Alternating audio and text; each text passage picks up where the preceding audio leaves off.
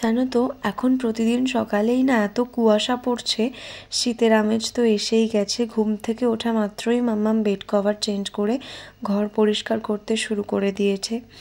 আমি এদিকে চলে গেছি একটু মাম্মাম আর আমার জন্য ব্রেকফাস্টে সুপি ম্যাগি বানাচ্ছি। খেতে কিন্তু মন্দ হয়নি।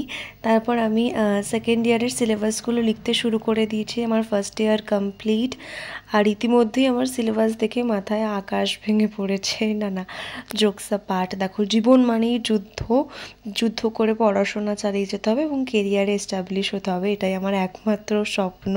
তারপর মুডটা একটু ফ্রেশ করতে মামামের সাথে গেছিলাম ছাদে জামা কাপড় তুলতে, আর ছাদের রোদটা এত সুন্দর লাগছে যে কি বলবো।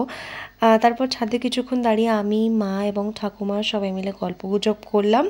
তো যাই হোক, শীতের কিন্তু দারুণ দারুণ ব্লগ আসতে চলেছে, তার জন্য আমার চ্যানেলটাকে সাবস্ক্রাইব করে রাখতে হবে। ভিডিওটা ভালো লাগলে লাইক করতে হবে।